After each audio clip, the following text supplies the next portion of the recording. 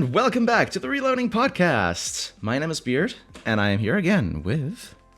The Night Talk, somehow. Oh, yeah. Again, I'm yes. hostage here.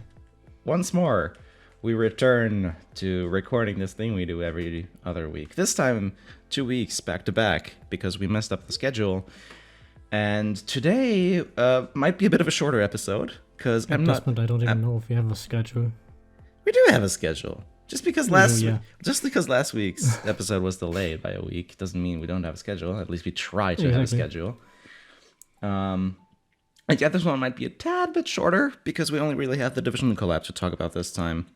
Exactly, and we both haven't yet fully finished it. We both haven't fully finished it because the surprise maintenance earlier today completely took out our plans of recording on time. That, and also just in my case, work being complete as, so I have only been able to start the Division collab yesterday. So we haven't been able to record over the course of the week, and his work schedule has been completely ass. So all of today for us was mostly spent just rushing the main story, and he even managed to read some of the smaller nodes, which I haven't gotten around to. Yep, these are decent, I guess. Overall, they're mostly just like side stories, like what was going on. Yeah, they're not really important. They just add some, like they flesh it out a bit, basically just as viewpoints from the other squads, right? Yeah, it basically explains to you why why they win, for example, why they don't win. Yeah. Okay. Well, since most are dead because of the game mode, it's pretty much why they lose. Yeah, so there's some interesting banter here and there. So yeah, I mean, we only really follow like 3 squads or so, 4 or 5, I think I see. It's 6 more than that. Actually. Yeah, 6 squads. They just die real fast. Yeah. So right, where I am at, it's 1, 2, 3, 4, 5, 6 squads. Yeah. Yeah, 6 so squads. They're still kind of alive. All right. Well, I guess there's not really much more to just talk about than the story and some of the gameplay stuff. Yeah, that's it. Let's start with the non-existent gameplay. Let's start with the non-existent gameplay. Oh yeah. Grenades. Which is interesting, actually. I found out that the 404 grenades is exactly as many as you need to fully clear EX, if you're willing to take just a handful of easy battles in the last stage. That's interesting. Honestly, the grenades, they have been kind of okay to useless in normal mode. One thing I like to do is surround the enemy with turrets and then just let them walk into those. Still deal much more damage. Something you can do is, I don't know if you noticed this, but something you can do is like, if you don't want to just deal with an enemy, you can just eat 20 grenades at once and just delete them. Oh, that could work, yeah. That's how you take things out in the X mode, because you can't actually take enemies out with grenades. You can only lower them so far. But if you just, you can throw as many as you want, you'll never take them out. But if you just use that last option on, like, the tool wheel, it's, like, at the very bottom, you can just yeet 20 grenades at once and delete any enemy you want, except for Hellfire. Makes sense, yeah. Probably also the same applies to Fang. No, you can take out Fang, no problem. Oh, but Hellfire doesn't take it. For Hellfire, during the last mission, you'll need to, like, lure her around with turrets. On like 7 or 8 turrets, I think, to take her out. I mean, it's still pretty easy. Yeah, it's pretty easy. You don't need to do anything, which is nice because this is literally the most recent event. Yeah. No, honestly, this event on CN or on older servers, and you can feel it. They did not tune the event down for us, just like with Gunslinger Girl. They did not tune it down at all. So yeah, it's massively overpowered. It's way overtuned for EN, so the fact that we still have this super cheesy strat, which is perfectly encouraged by the game itself, it's nice. Also, man, I gotta say, Yeah, sorry. I think one of the best things about this event has to be the farming maps. Like, Yeah. goddamn, that's such a blessing. The DR mechanics are the only really redeeming quality for this, because I feel like the story is kind of shit. The story? Oh yeah, it's kind of why I've also been a bit slow. I'm not a fan of the story, and this is just another point for me saying, yo, not gonna lie, I think R6 would have been a better Tom Clancy collab than Division for us. I think the main issue here wouldn't be exactly the Division, might have been the wrong franchise for it, but I think rather the approach on how it's being done was the wrong one. Yeah, I can see that as well. Went full on like straight into like we're all playing Division in this case, and the fact that it was Division had almost no meaning to the actual story. Yeah, there was barely any Division stuff except like terminology. Yeah, that's pretty much kind of the issue there. There was nothing really there. I think like the main appeal for me with them like directly addressing it, playing it and also live stream, etc. It kind of faded real fast.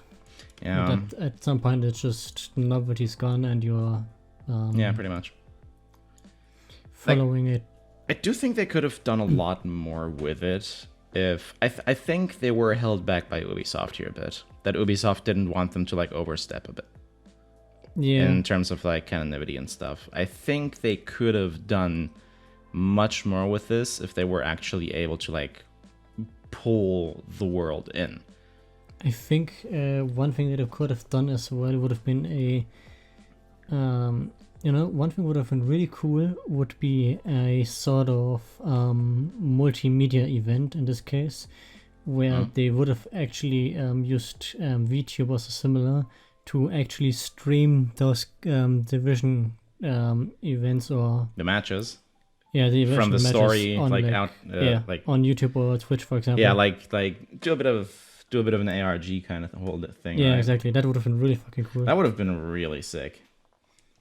Yeah, but honestly, they didn't do it, so... Yeah. I mean... Oh, well. In a lot of cases... I feel if they could have just... Like this, what you suggested would have worked quite well with this, but obviously would be like a lot of effort for a collab like this, especially given that this was for the Division, not the Division 2, for some godforsaken reason, which there's a important difference there because Division 2 takes place in Washington, D.C. And that once more, I don't think that was Ubisoft's choice. I'm pretty sure that was a conscious choice from Mika because Yuzhong is CN Kojima, and at this point it's undeniable that he's just doing whatever the fuck he wants. Which, on one side, I think that's fucking amazing. On the other side, stuff like this happens. Yeah. We get questionable choices just because, Yuzhong nerds out. And while I don't fault the guy for doing so, I would probably do the same in his spot. As a player, it kind of sucks. Because, again, for one, why collab with basically an outdated IP that has already moved on from what you're doing? And that kind of just restricts you a lot at the same time. Yeah, I think... Again... overall, I would say the collab event, like the way they have approached it, or... how they've done that, the idea on paper was actually pretty good in my opinion. It's I do think that it can work really itself was not ideal working for GFL because in a lot of cases, in my opinion, the one thing that makes GFL so good is the sense of danger it has. And here, it's just all thrown away because it's just a game. Yeah. So in this case, the only mystery you have is who the fuck is Dima. And if you know that before the event, that's also gone real quick. And given the internet and their obsession with certain people and so on, who Dima is obviously really quickly spoiled if you enter Twitter or anything. Yeah, it was pretty much ruined from the moment the collab started on the old servers. But they did try to ramp up the stakes a bit by having Dima stuck in the game. But you know, they didn't. Which wasn't really that much of a stake increase because you knew Yeah. Dima couldn't get stuck in it because he was needed for the story later on. Well, yeah. Actually, I don't know, but I mean, there's no way they would throw away a main character in a collab event. Or honestly, I wouldn't put it past them. Never mind. I wouldn't Yeah, put you it have a past point them. there. Yeah, never mind here. That's a good point. We are. Yeah. Anyways, it's not that the raising the stakes on that in terms of oh, is he actually gonna get out or not? The thing I'm more saying is that it actually just kind of introduces some kind of stakes and mystery that you want to know how it happened. But then again, the fact that he hit it just means that it all comes in way too late.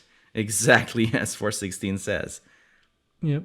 So that's just kind of the irony that they're already criticizing a huge problem with their own story within the story itself. Oh yeah. Because again, the only real thing driving the story would be like Dima's problem, right? Yeah, pretty much. Because at the end that becomes the only thing you really want to figure out once 45 identifies him. You want to find out, oh wait, oh okay, well I guess it's Dia, but what the fuck is going on with him? No, and one thing that's in chapter 4 of 6. Yeah. I mean, it's 5 chapters. Well, yeah, but I'm counting chapter 0. Oh, okay, yeah, then 6, yeah, makes sense. Yeah. So yeah, chapter 4 of 5, 0 indexed. I think one thing I actually enjoyed about the event was how they figured out that it's Dia, based on the fact that he mentioned, I think it was Black Skull Greymon or so. Yeah. Which was like, oh, yeah, as a Digimon fan myself. Reference, yeah. Yeah. I know nothing about Digimon, but still sick. Yeah. It was a good oh god, sorry. Hit. In general, the references were cool. Overall, the pop culture references. That was one of the things I really enjoyed here. From when you have the Digimon reference, which even not knowing anything about Digimon myself, I could tell. Yeah, Mindem was a dead giveaway. It's a dead giveaway. There was also 45's TNMT reference, which was fucking amazing. Did he get that? Which one? 45's TNMT reference. Nope, I don't know. About like when it's like chapter 4 with the helicopter arriving and you're like Dima says, oh, some really fucked up shit is gonna start happening. And then she's just, oh, our talking turtle's gonna come crawling out the sewers. Oh no, I think I missed that one somehow. That's a solid TNMT reference there. Nice. Which also a property I've never consumed myself, but I know a lot of people love it, and I can appreciate it. I can appreciate something like that when it happens. Yeah, there's definitely a lot of references here and there. I wouldn't be surprised if Pink Nyan Nyan Punch was a reference to some kind of Kyaru Kyaru Pamyu song, or however she was called. Wait, now I have to check. I don't know what you mean. Yeah, like if you...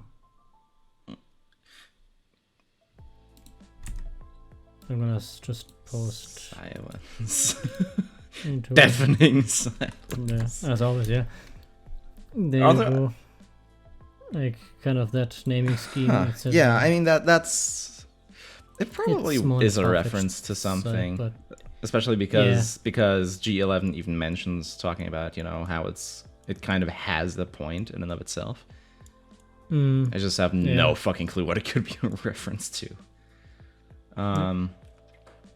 There's also that every doll has their own username despite never using it, and 45 is just Oh yeah, 45 is good, yeah. Because he just wanted to get the shit over with. That's amazing. I love it. I think like the whole, oh yeah, that's a good point. The usernames were actually a good thing. That's something I should look forward to in terms of like the. It was one of the really good decisions they made. Side notes there. Yeah, I should. Because in the side notes, if they die, obviously the usernames pop up. Yeah, the usernames also pop up. So that's something to figure out. Now I just want to dive into MTR and RFBs just to see what their usernames are. Oh yeah. Let me do that. Try and entertain people a bit here. No, don't worry. I'll just AFK click this shit while I try to come up with something. Okay. Another thing was the whole this shit is so 40 years ago, and like that's literally what the game is at this point. The game is literally 40 years old at this point in the story, so. I think this is really one of the best strengths GFL has. I was like very self-aware in terms of collabs. Yeah, in general, like there's a certain great amount of making GFL feel like it actually takes place in the real world because of their interactions with past objects or past IPs. Yeah. As if they were actually games and recordings, etc. Yeah. I mean, specifically, that's the thing with DJ Max and now Division, right? Yeah. It's really cool. That is really cool. The DJ Max collab is one of the best for it. I would definitely argue that it is, along with Valhalla, the best one so far. Which Valhalla goes to the other side of the table and joins canon, which is insane if you think about it. That Valhalla is canon in GFL. They shared the same universe. You know, I think technically, I figured out one of my reasons. At least you could make the argument that Valhalla is canon in GFL and vice versa. I mean, yeah, it's pretty much as canon as it gets in terms of like. They don't particularly interact, but I don't see why Glitch City couldn't exist in the world of GFL. And they did directly interact during the collab, which is something that both parties have to agree on, which again is why I think that a lot of like this collab has been held back. Sukeban must have had to agree to the story proposed by Mika to the Valhalla collab. You know, one thing I've noticed with the difference between those really good ones and the not so good collabs, as in like the Division and the Guilty Gear Blaze Blue collab. I'd still say that one's better than this one. Which one? Blaze Blue Guilty Gear. I'd say that one's better than this one. I'd say that Bounty Feast is at the bottom. Which one? I'd say that Bounty Feast is at the bottom. I would say it's a bit higher for me. To be fair, side note events are kind of fun. You're more familiar with Blaze Blue and Guilty Gear than me. I'll give you that. I'll give you that. I barely know nothing about them. Know that it's really nothing like it. And it's kind of the problem I think I have with the Division collab, even without knowing much about the AP itself. The Valhalla and the DJ Max collab both try to capture the feeling of the game itself rather than the game itself. Yeah. Whereas those events had tried to capture the game itself, but not the feeling. And that's kind of a stark difference. I feel like again, this is coming from someone who knows absolutely jack shit about either, but I feel like the Blaze Blue Guilty Gear collab tried more to capture the characters. Because they were basically isekai'd, and there was barely anything about the game itself. Yeah, the thing is that it's mostly Elfeld and Noel, and while they did capture the characters as the characters, with the roster of like 50 plus characters for Blaze Blue, for example, if I remember correctly. That's the thing, like it's a very small slice, and fighting games aren't the best to tell stories anyways, because most of them only have quasi-lore anyways. I mean, they would be great to tell stories with if people would actually know how to fucking write fighting game stories. Yeah, exactly. That most can't. Because most of them only just kind of have quasi-lore, and that's about it, right? Yeah, that's the issue. Like, fighting game lore could be fucking amazing if you know what you're doing, but...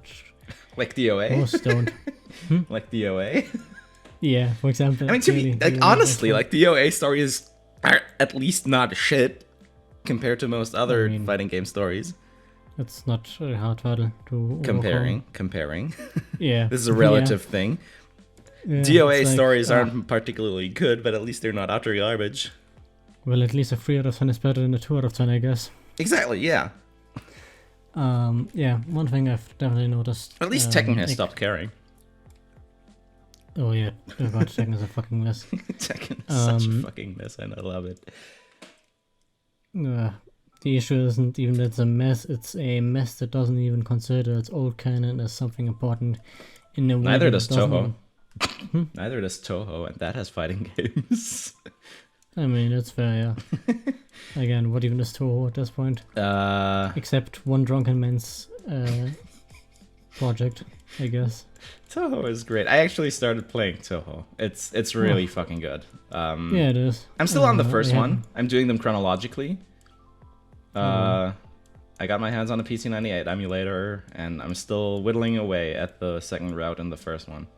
But it's really fucking good. It's a clean gameplay. Yeah. Again, it's just the first one, which is like really different from all the other ones. It's like an Arkanoid breakout kind of thing, rather than the Danmaku shooter, which you'll know Toho for being.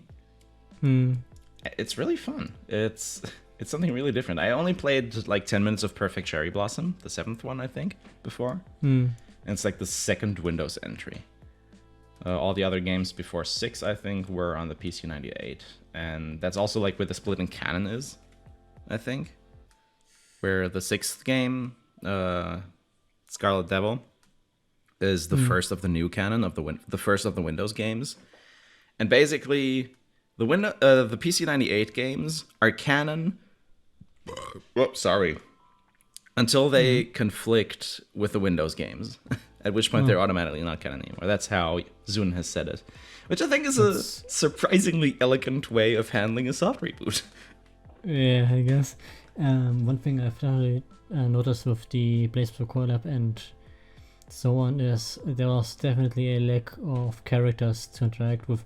Like, one thing I would absolutely love to see is Kokonoe interacting with Pacifica. Have you seen Kokonoe?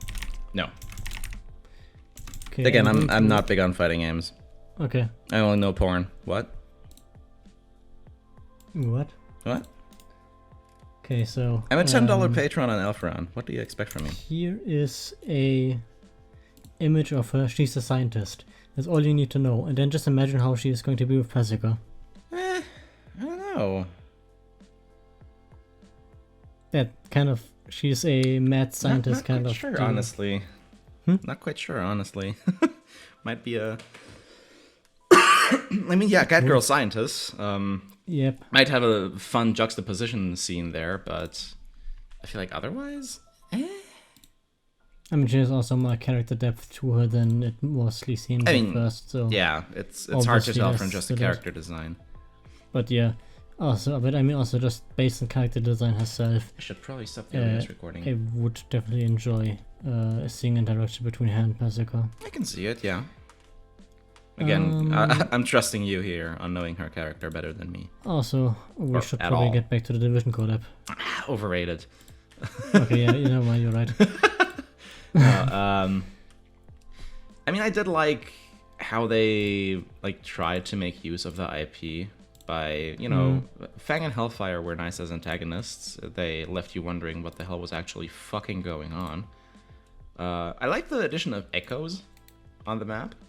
Which is something I don't think anyone else would have really made use of if they had like a Division collab thing going on.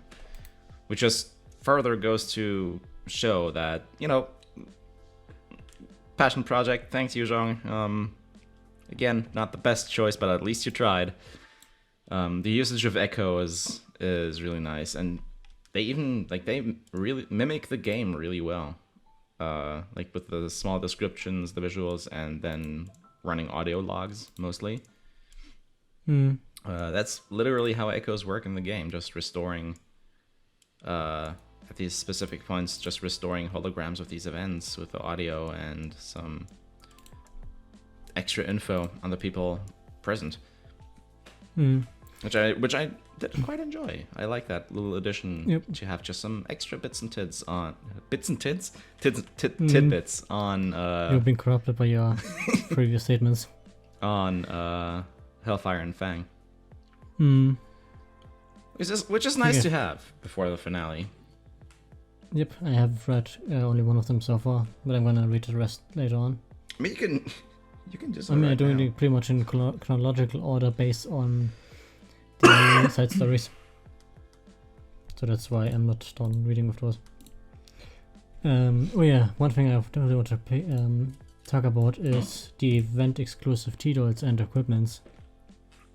The event-exclusive T-dolls and equipments. Yes. Yeah, I mean, I actually looked at Vector a lot, but I've already posted about it on Twitter. As much as I hate 416, her collab doll is fucking adorable. It's one of the most adorable altars I've ever seen. It's so good. Honestly, and Vector, I haven't looked at yet. Vector is. I like the idea of set bonuses for equipment. Which is actually something we have in PNC as well, but again, let's save that for next week. Or next time. There you go.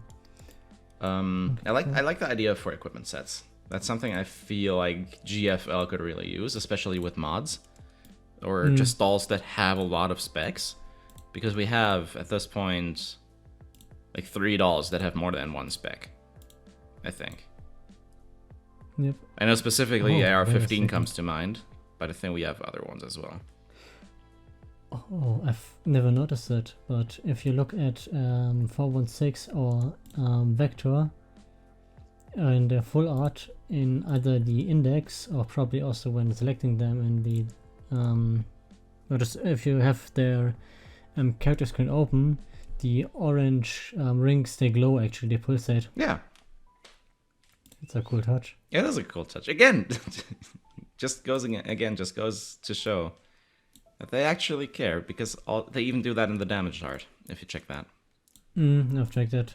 I've noticed it because I still have 416 locked for now. Now, okay, and now that makes sense. I just noticed the costumes are spread between the altars and the normal ones. Yeah.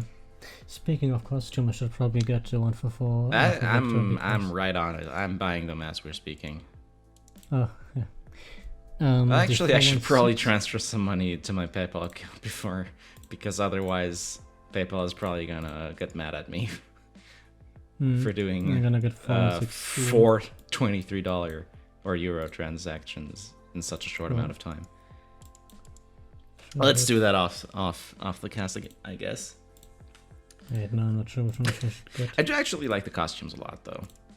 I'll definitely admit that.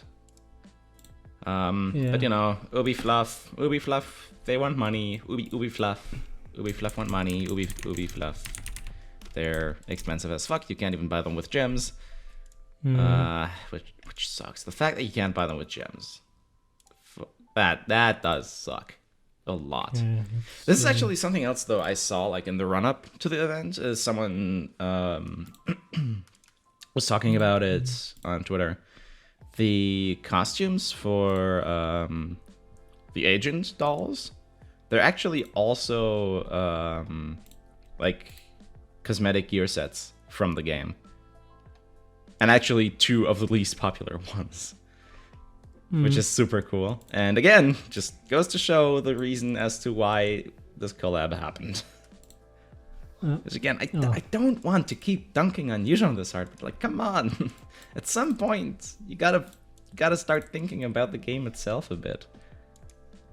I mean, to be fair, given what I've heard so far from Mirror Stage, things are going to look really fucking good soon. I'm not a fan about all the Mirror Stage shit going on. I'm gonna be Mirror honest. Stage has been very positive so far. Yeah, I know it's been positively received. I just don't like all the shit going on around it. I just want to experience it for myself, for fuck's sake. You mean how much it's been? It's been completely torn apart already, and it hasn't even started from what I get. Yeah, that's why I try to avoid certain things. right now. I don't exactly have an option.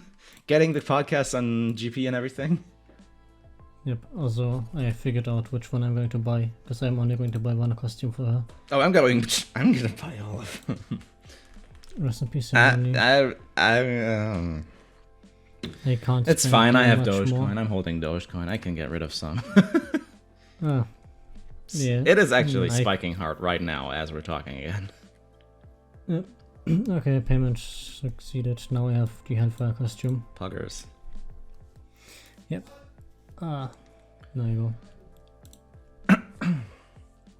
And yeah, right now I'm just putting everything into Agent Vector because I like her a lot more than 416. Yeah, I like Vector a lot more as like a character in general. Even though she's not much of a character. I think this was actually like the first time we really saw her as a character in the story, right? She also has the Halloween story. Oh yeah, well, That's pretty cute. I don't read the seasonal events. I probably should. Those aren't seasonal. That one seasonal, that was Costume Man was I referring to. Again, I don't really read the seasonal events. Yes. So whoops. I mean, honestly, it's pretty cute.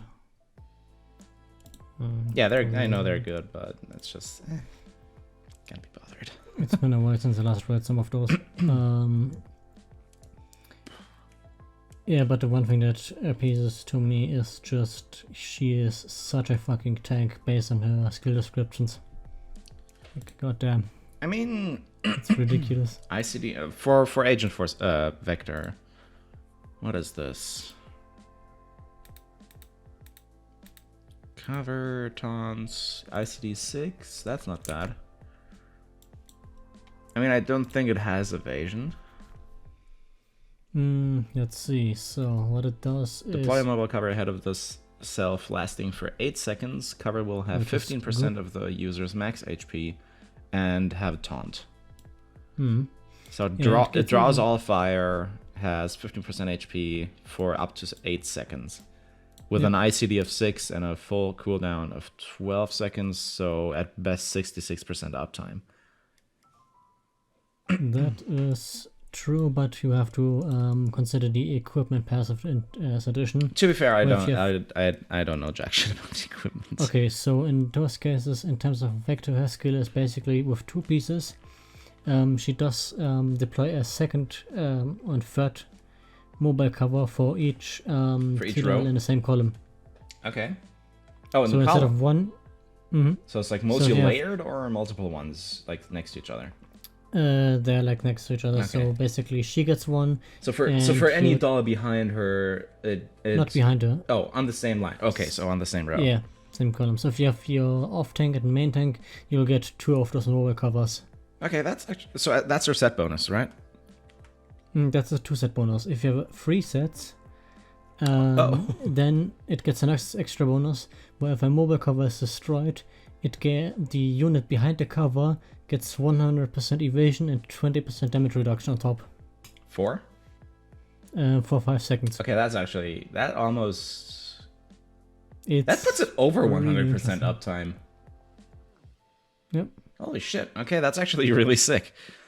What's the bonus and for I was thinking of using her with the dumb squirrel for obvious reasons because the amount of tankiness fucking god, yeah. Squirrel already has like 50% uptime if you get good evasion. So pairing that pretty much at that point you don't. I mean, you're losing the off tank capabilities of Vector there. I mean, I guess so, but you have given the off tank abilities of Vector at the moment you've chosen like Agent Vector. Yeah, exactly. I mean, yeah, that's what I mean. By picking her. I mean, you can still run Vector at the same time. Do 5...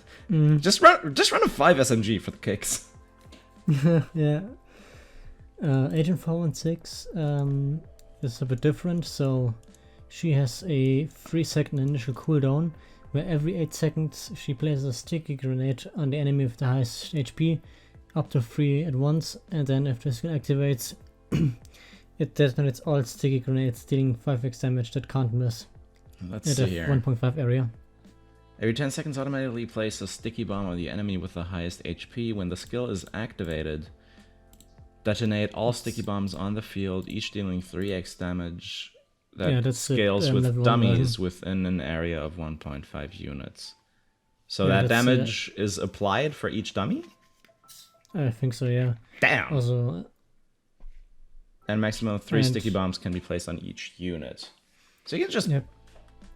If you have like a prolonged battle, this is just gonna stick shit to literally everything. You could just blow it all up on command. I mean, if you have a long, if you have a long battle, there's a high chance there's just one large enemy. But yeah. Yeah, that's the thing. Yeah. So it's definitely Q one you'll... passive. Oh wait, I was on level 1 here. Yeah. So Yeah, yeah, it was it 8 goes seconds goes down and to 8 seconds and 5x damage. Yeah. Yep. So this is If one you're gonna it's- want on force manual though. Yeah. The Q passive with two pieces is at the start. She sets up 3 interspersed sticky grenades in the area ahead, and when enemies approach them, they automatically detonate and deal 50% skill damage. So they're kind of like mines in this case, I suppose. Okay, so a bit of like preemptive prepping then, I guess. And a full set, if they explode, they add a disruption effect to it, where accuracy and the evasion of enemies are reduced by 50% for 5 seconds. So basically an additional smoke on top. That's sick. That is actually pretty sick. I feel like they're not going to be too strong, but they'll definitely have some interesting utility and team building options. That's for sure. Yeah, both of them, I guess. Yeah. Yeah. Actually, I have to now check real quick because I don't remember how exactly how much strength mod 3's grenade had. It's It's pretty strong. wait, real quick. It's Parasitic, 16 times. Much parasitic stronger. grenade is pretty fucking bonkers. Yeah, but also just a normal 416 grenade has more damage than all 3 combined of Agent 416. Well, yeah. Ignoring the passive. So you need the passives equipped in order for 416 to potentially do more damage with a skill in one go than the original 416. But knowing that Agent Vector is more of a main tank rather than staying on the off-tank role actually makes me a lot more confident in her equip. The thing is rather that 416 as a off tank actually works really good because of her Does he have high evasion? buff styles. Does he have that high evasion? No, her She's evasion not is that good. at 71. 44 versus 71 on Vector. Wait, which one? 416s is 44 versus Vector's 71. I mean, 416 is not a tank at all. She's still an AR. Yeah, exactly. And Vector kind of loses her off-tank role, but knowing that she's a main tank makes her equipment make much more sense because her go bag is modeled after a T XO I wouldn't really say rather than she's an X. I wouldn't really say she's an off. She loses her off tank role. If anything, She loses her grenade. That's pretty much the main thing. But it doesn't make her not an off tank. She just becomes more of an off tank a la Dorothy. I mean, she's still got to deal a shit ton of damage. She's not gonna. She has actually, I think she has the same stats. 30 damage, 11 accuracy, and 71. Yeah, that's the same. That's actually the same stats, I think. Rate of fire 101, 925. Let's check. Yeah, they're the exact same stats, just that she loses her grenade in turn for the cover, which very much switches her role around. But that also means she kind of needs the cover. Then again, she has the TXO this time, which means that she will have a lot more evasion as her disposal rather than if you were running her as an off-tank with an XXO. Yep, I think this Agent Vector version might be a lot better for certain long matches. Yeah, I think she's gonna be. She's actually gonna see a fair bit of use. I hope, because she does at least sound very interesting. Great. Yeah. I'll definitely play around with her, even if she doesn't last. Agent 416, in my opinion, is one I'm not really sure where I would mostly use her. Same. That's kind of the thing. Because she's mostly suited for prolonged mob battles, which don't exactly happen. Yeah. For mob battles, you either get deleted in 10 seconds or that you delete the enemy in 10 seconds at this point in the game. Especially at the point that they were release streaming. Yep. The accuracy debuff is kind of cool, but yeah, the thing is the that big AoE smoke is sick as a bonus. Yeah. But again, you gotta get to the point where you have enough nades down, which is, I mean, you get like what, 3 preemptive explosions? If the passive goes on those as well, then I can see a good use for her in like short battles versus like fucking gunners, I guess. Oh yeah, I mean, I'm pretty sure they should apply to her second passive grenade.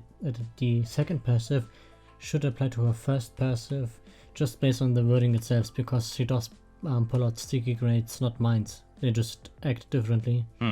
But based on wording, it should work exactly like that. It would be cool if she did the same as Fang, putting down grenade turrets. I think that would be a sick skill. Yep. Or a fairy. Why do we not have a collab fairy?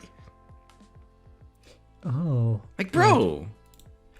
Oh, We don't have a collab fairy. Never mind. Ah. No, things make sense. Are you okay? Never mind, yeah. Yes, I just gained knowledge. Time to give Vector a new outfit now. But not Agent Vector. Sorry? Yeah. Time to give Vector a new outfit, but not Agent Vector. Oh, you got the one for Vector? The Hellfire one? Which, I mean, that's also fine by me, because she had early on the, God, which one was it? That's interesting that Vector's costume, like Hellfire is a costume for Vector, because Agent Vector is the one that became Hellfire. Yeah, it's strange. While it works for 416's, that Fang is hers, because Fang is based on her neural cloud. And Agent Vector, I mean, I guess it's a nice juxtaposition to Hellfire to have Agent Vector's costume be the Fire Brigade one. Yeah, but I mean, I mean, would have probably fit. I don't. Would have probably fit better still, I think. Which one? To have Agent Vector get Hellfire and the normal Vector get the Searing Edge one. No, I just love the irony more that the one with the incendiary grenades is the one with the firework outfit. Okay, fair. I'll give you that. I give you that. Okay. Yeah, it's great. Bit of a reverse card there on both of them actually. Yeah. It's great. I'll give you that. I mean, it's a really cool outfit. So it does work for Vector, I guess. Yeah. Wait. Huh? Wait.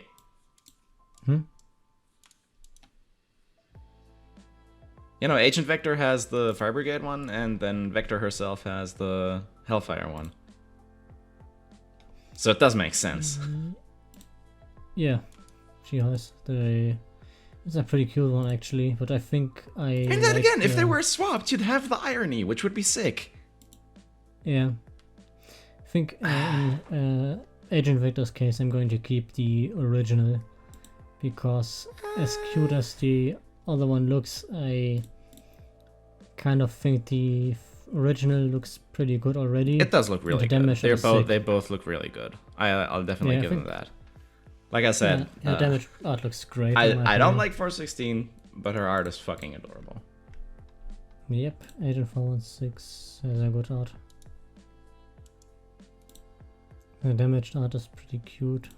Yeah, it's great. Well, it's great. Yeah.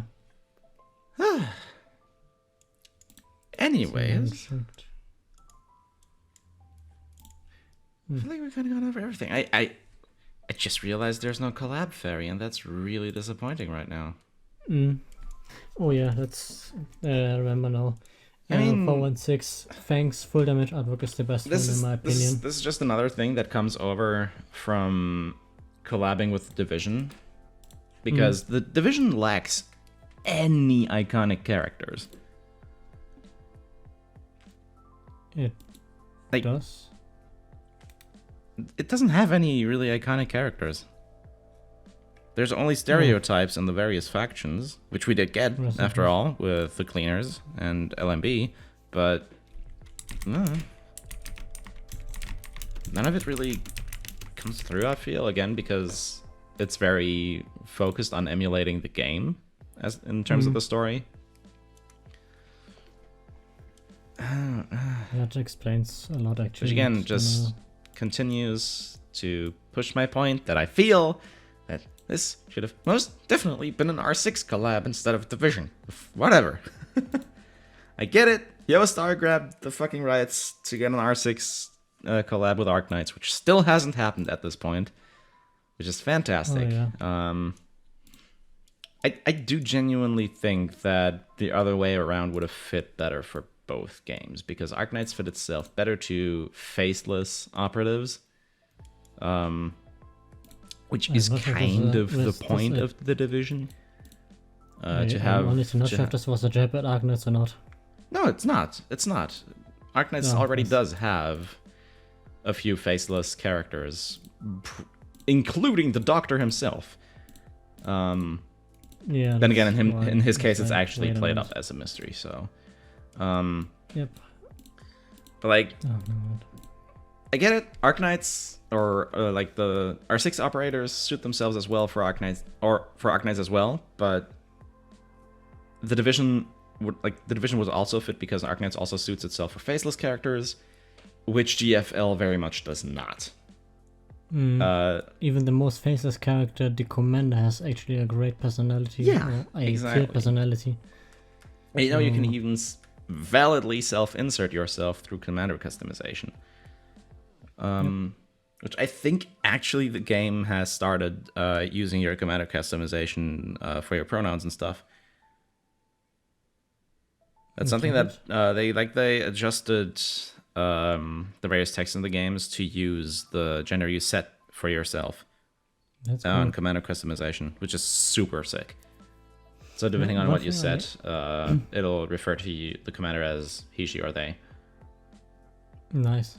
One thing I actually really enjoy in a future update will be obviously the fact that set bonuses for costume sets are no longer allowed to complete costume sets, but rather you can mix and you still get the bonus. I'm pretty sure that's already the case.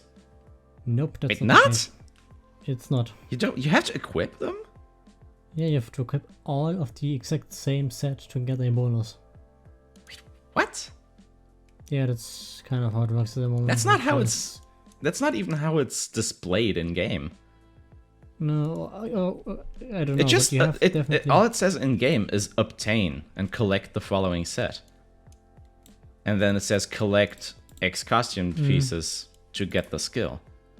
I'm not sure how exactly it works, but yeah, it's kind of either way. It's going to be improved in this case, which is good. Because then we can finally mix costumes without having to worry about not getting skill bonuses because of creativity.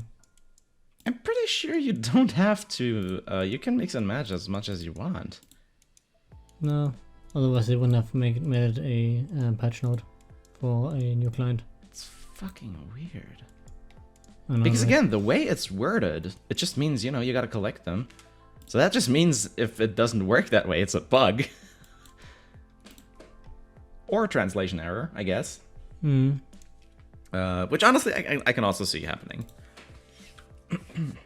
Yeah. Another thing I wasn't really a fan of was the dual randomness mechanics. Which primarily was multi-layered maps and multi-stage maps. Those I get the multi-stage like objective stuff. I really like that actually. But not having the full map revealed to you at the beginning, I can only see viable for storytelling options, which it was not used for here. Oh yeah, that's true. Yeah. I can see that work in like dual randomness if they used it for storytelling. If they use it for storytelling with their maps, which the game does do, which I love, is one of the many things I love about the game. But here it just wasn't used to any effect at all. Same with multi-layer maps.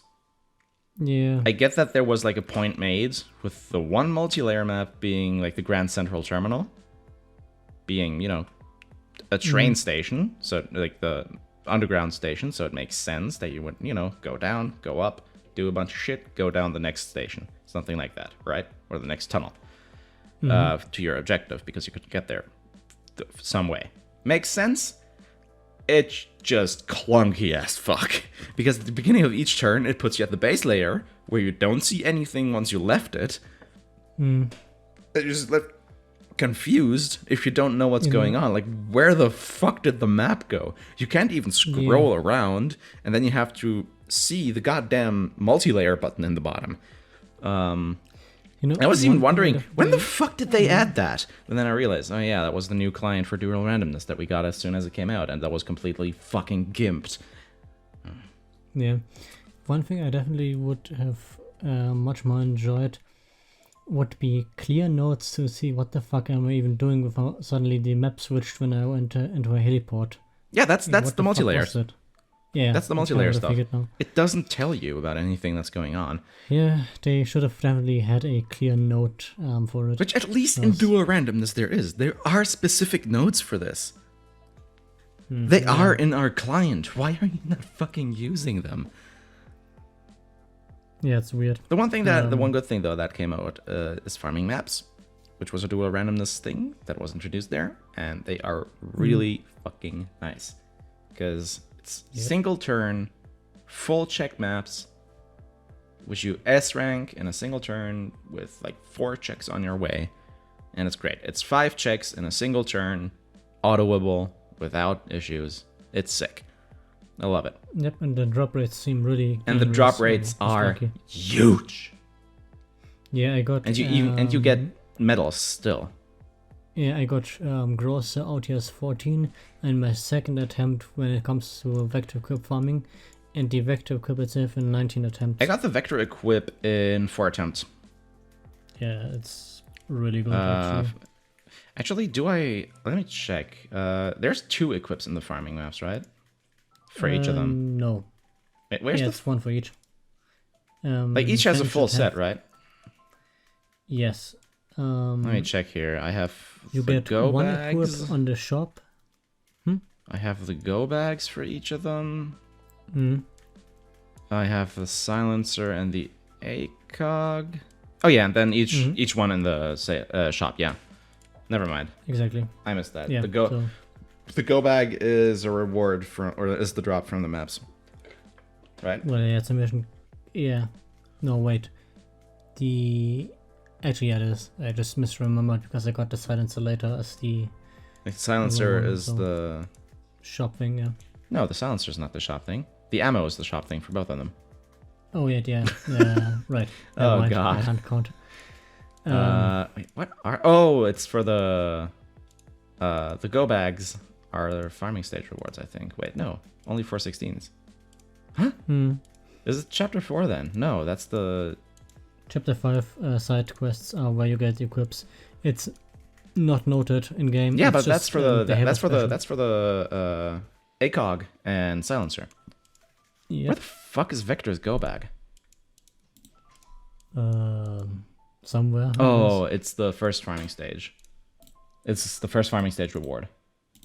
And then chapter 4 farming stage is 416s. They're first clear rewards for the farming stages. Oh yeah, that's what it was. But a second, and they're not drops. Yeah. To get back to R6, which is what I think could have worked a lot better, because if you look at parallels between like Division and GFL or R6 and Arknights, given that Division and R6 are set in kind of the same universes, or they are set in the same universe. They're both set in the Tom Clancy verse, which, everything is canon, or all the Tom Clancy games are canon in their own universe, or in the same universe, sorry. Yeah, sure, the White Masks and Reunion, and, they do bioterrorism, which I guess kind of works with Originium. And looking at Division, you have post-apocalyptic setting, the whole pandemic shit going down with the dollar plague, which isn't the plague but smallpox. But there's stuff like that. But I think that if you were to reverse the roles, you'd get a much better. You just get a much more cohesive idea, because for one, again, you have actual characters you can use as characters for a collab story in GFL, and for Division, you could use like the cleaners as enemies, which are much more of a good fit as a stand-in for a reunion. Because they're actually kind of have a terrorist hint to them, which, yeah, sure, the White Masks, they're also a worldwide underground terrorist organization, but they don't use any methods that would really, in my opinion at least, connect to Originium arts, in my opinion, which the cleaners with their heavy flamethrowers very much do. You could even pull Ifrit with Rhinelab in there into the story if you really wanted to. And for GFL, R6 is the perfect breeding ground pre-retcon. With the operators, the White Masks are a great stand-in for Paradeus, if you ask me. Actually, they don't have the same organizational structure, but it's bioterrorism. Yeah. Which is exactly what Paradeus do. Yeah, the good guys. And the White Masks. Yeah. I mean, yeah, that kind of. Right. So I think that's just such a big missed opinion. Missed opportunity there for both games, really. And it sucks that Yoastar just kind of grabbed R6 because it's bigger, they're bigger, I guess. Yeah, sure, they get Tachanka as an operator, but what's he gonna do other than be another sniper? Well, there you go. That's probably it. In GFL, how sick would it be to have a fully stationary an MG doll that could embed themselves in a tile? Sure, you're probably not gonna move MGs anyways if you're using them, but since Chapter 9 came out, that's been happening a lot more. You've been moving MGs around a lot more. And for example, imagine an extra fairy based on, or an extra doll based on Tachanka that embeds themselves in a tile. I know that's not how Tachanka works anymore. They reworked him a few weeks ago, or a few months or so ago.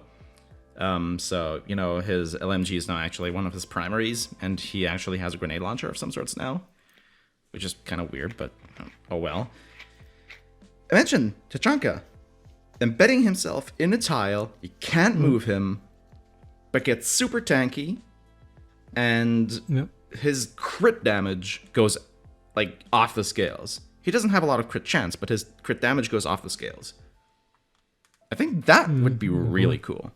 He embeds himself, gets super tanky, shotgun levels tanky, maybe without armor, but really chunky HP shield or something.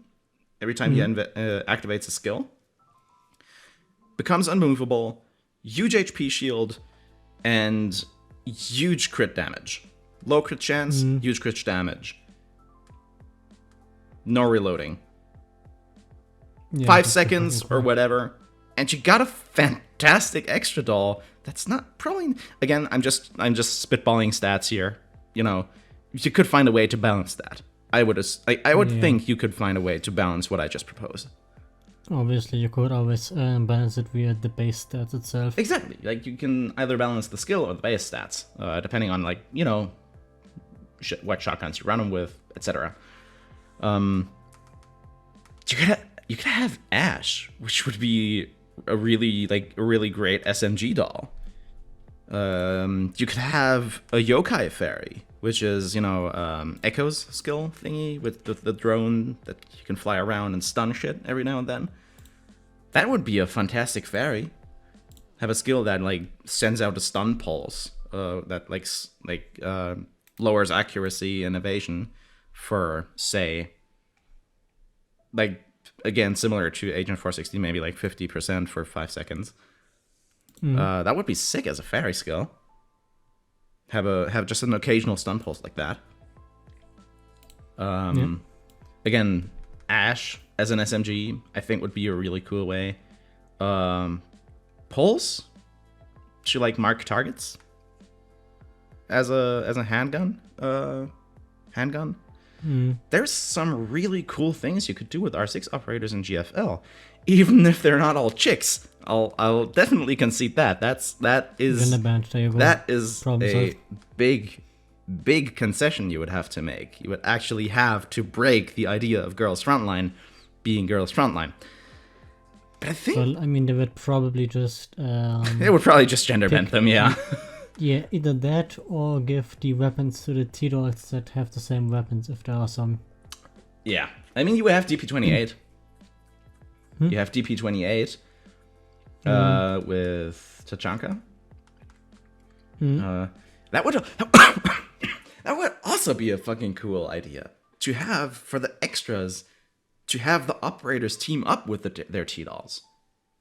Yeah. Like, fuck! We gotta call it. Oh god. Wait, what? Oh god. Fuck. What the fuck did you do? Storage space. I gotta nuke something. Oh god. Those can go. Fuck.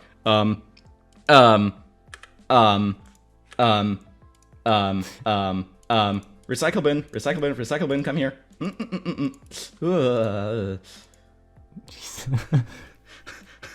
Stress.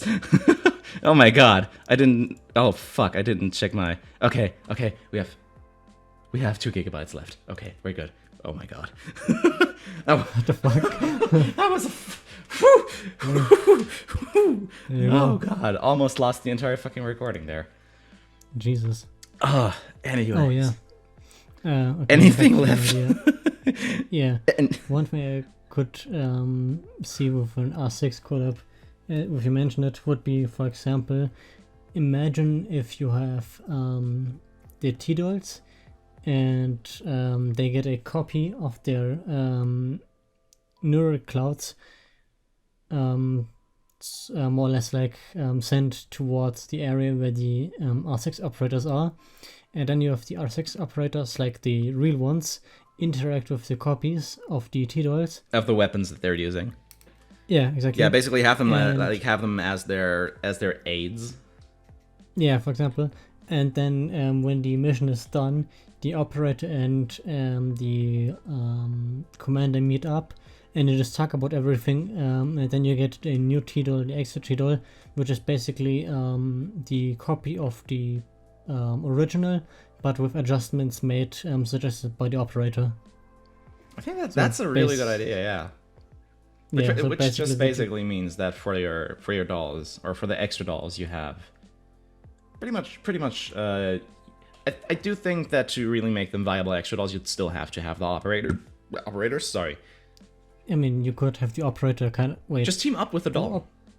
Just have dual cards, so to say. Actually, do operators on R6 have like special items or something that makes them unique? I mean, yeah, that's the whole part. That's the whole point. Yeah, then have this as an equipment, for example. That you have like a kind of memorabilia or something like that for your T-Dolls. TBH, DP28 with Tachanka's helmet would rock. That would be sick. So, for example, that would be an option. Yeah, just like, I think that's straying too close to alters again, though. I feel like the T-Dolls joining up with the operators for extras would be the better way to go there, to really have the iconic characters come through. I mean, in all honesty, it's a good question how you're doing. I mean, there's still enough female operators on the roster. Definitely, you have Ash, you have Ying, you have Dokebi, which would be sick. You have Ela, you have Sophia, a lot of Alibi, which actually would be a fucking amazing P90 alter. There's a lot of female operators on the roster to pick from. But, my mind just jumps, for one, to the base set, because those are the ones I'm most used to. And Tachanka, because it's Tachanka. Again, I just feel... I get why they picked the Division. A lot of... GFL is very inspired by the Division. In terms of, visual style. You can definitely see that. Even if you just look at the game itself. And, of course, with the Dollar Plague and everything, yeah, I can see some parallels to Elid, especially if you look at the Dark Zone, which is a quarantine zone, or like a reverse quarantine, kinda. And the Dark Zone is probably closer to the Black Zone or so in GFL. Yeah, comparing, it's like a black or red zone kind of deal, yeah. Because, they shoved all the high volatility, the infected and everything, they shoved those into the dark zones as containment and treatment areas, walled it off, and when that failed, they became the, basically just breeding grounds for the virus. Yeah. Because they were just too infected to be effectively decontaminated.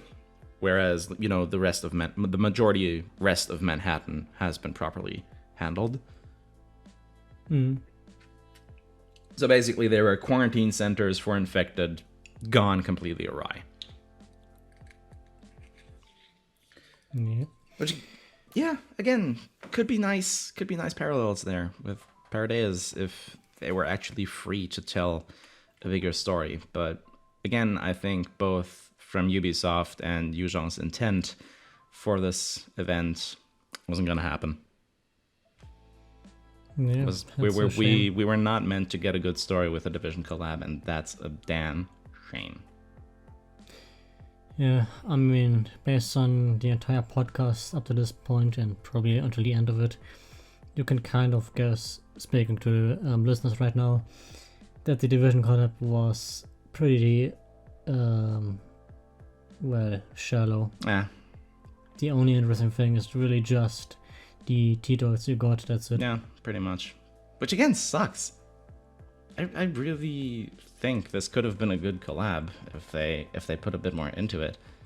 Even ignoring the IP, I think that there's potential behind the Division with GFL. But I think they just couldn't go really far in telling a story because Ubisoft didn't want them to, and neither did Yu Zhang want to do that. He just wanted to collab with a game he really liked, and just represent his love for the game in this collab, which he did very clearly do. It did very much come through that this, they very much tried to, showcase the game within GFL, which they did succeed in. I would definitely expect that a lot of people, which I do know a lot of people did, that a lot of people will dig out the Division again, maybe even buy Division 2, like myself, because it was on... I have seen some already doing so. Because it was on sale, I'll admit. I only did because Division 2 was on sale for $7, $24 for the biggest edition, which, of course, there's 5 editions, it's Ubisoft. But yeah, I just... disappointed. Anyways, anything else to say here? No. Other than I'll probably clear up the rest of the event tomorrow. Yeah. And by that point, I might have Agent Vector fully done, and then I can do some weird testing with her and Square. Yeah, I'll definitely test around with the... I think actually these collab dolls might be the first thing that really gets me to testing around in this game. Yeah. Because I barely do that. Good. Yep, testing things around is a good thing, except your resources don't like you at all. I mean, that's what target practice is for, right? And we'll be able...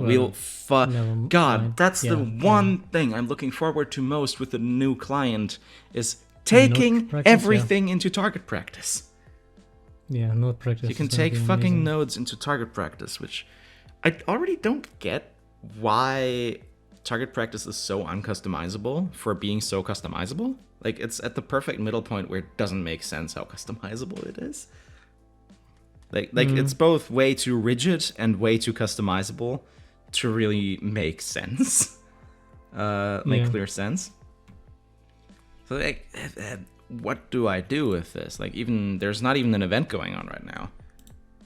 Like, I think I am waiting for the they should really day keep, where like, you can. to really give a bit of purpose to target practice. I think they should have events with, like, minor reward, like scoreboard events with minor rewards going on all the time, and maybe even give it like commander level classes, so that that there's an actual level playing field for everyone to compete there. I'm also now suggesting the maximum retarded idea of giving us a customized target, and instead of just being the shooting dummy, you can just pick any enemy you want, up to 20 at once, and just have 20 arrows at the same time going. Why can't we set up our own fucking waves? That's what I'm saying. It's so customizable. There's so many things you can tweak, but at the same time, there's effectively nothing you can tweak about what you're facing. I have an idea. Give me a wave of 20 Rodaleros, and they all shoot the laser against the Taunt Fairy or P90. There's so much shit that I really want to see, like how the game, works and how the game handles things. Yeah. That we can't because target practice is so limited, despite having all these options. Why theater kind of screwed me over because of lack of target practice. So in this case, when having had node practice for the fucking Minotaurs would have been fantastic. Yep. To just get that muscle memory down, because I was able to later on handle the Minotaurs relatively easily, but to get there, I had to reset for like 5 hours straight, collectively, to like get good runs in against them, to know what to do. Because like I didn't have an optimal thing to run into them, right? Yeah. Yep. A lot of it is pretty much just with new enemies, I haven't looked up any guides. I'm a pretty much guideless person at some point. Yeah, I'm pretty much guideless as well. Yeah, but I did look. I'll concede I looked up guides for the collab here, because my first time through I only played on normal, because I didn't want to bother with grenade farming and just wanted to get the thing done with so I can get to the farming stages. And then for today, for the recording, I decided, fuck it, I'll do AX. So I just looked up the guides to know the routes so I can actually get it done in a proper amount of time. So we could actually start recording shit, and I have to edit this episode still and upload it all today. So I think this is where we're gonna call it. Oh yeah, makes sense. Because again, we kind of exhausted what to talk about regarding the collab. We're kind of rambling at this point. We've been rambling for the last hour, probably. At least. There's one thing we do want to say, which for some reason we didn't say at the very beginning, is that we've partnered up with the Girls Frontline Game Press to bring you digests of like highlight transcripts kind of deal to Game Press for those that maybe can't listen to the podcast every time we bring it out, that don't just don't really have the time to listen to us babbling for hours on end. So we're gonna like try to pick out the most important parts and arguments and transcribe them to articles on Game Press, which you can then read there to be, at least kind of caught up on what we were talking about during the episode. So you may not have to read it yourself or listen to it yourself if you're not too interested into the topic, or, you just don't have the time to give it a full listen. You'll be able to read up there in like 15 minutes or so. That's like the kind of read time goal we're going to go for. So just have the podcast a bit more accessible for everyone to keep up with. Also, quite a fucking irony that this whole mess of a podcast is the one we first are going to be partnered with Game Press. Those poor bastards. What do you mean? To sift through that. What do you mean? It's like 10% Division collab, 20% something else, 30% something else that isn't even related. I mean, like I said, we basically ramble in these for like 1 to 2 hours with a like at least trying to stick to a theme we set for ourselves. But I mean, it's natural that we go off on tangents, right? That's how podcasts work. It's open conversation. At least this kind of podcast. Correct. It's open conversation. So though in this case, it's probably like 70% off topic, 30% on topic. I mean, I'd say we've stayed pretty well on topic for this, at least for like that's true. Up until like the last half hour. Let's just talk about the Division collab. The mini notes are kind of cool idea. There you go. I've now finished on a Division Strongout. See, it's now a Division collab podcast. Anyways, I think that's that. Be excited for next week's or the episode that's coming out in 2 weeks from now, because we will be talking about Project Neural Cloud. That's right. Yeah, boy got access to the closed beta. You'll know if you've seen Live Fire, which if you don't know what Live Fire is, check out our Twitter account. It's all explained there. Basically, live stream events. We'll always announce and schedule them here on YouTube as well. So, you know, if you set yourself, if you click that notification bell, you'll be notified when we set up another one. And that was nice. I wanted to play Luke Archive on that live stream, but that didn't happen. After almost 2 hours of downloading, the game went into 5-hour emergency maintenance, unannounced. So I couldn't even play the game I wanted to play for 3 hours on stream at that point. So I moved on to Project Neural Cloud, which I got closed beta access to from a friend from the Symphogear community, an old friend of mine, which was really nice. He was actually the guy that got me into Ghost Frontline originally. It all goes full circle. It's all full circle. So he's the guy that got me into GFL, and now he gives me such a great opportunity to talk about a future game that people are really excited for. So I'm really excited for the next episode. Yeah. Anyways, I think that's been enough meta rambling. Yeah. So yeah, until in 2 weeks, have a good one.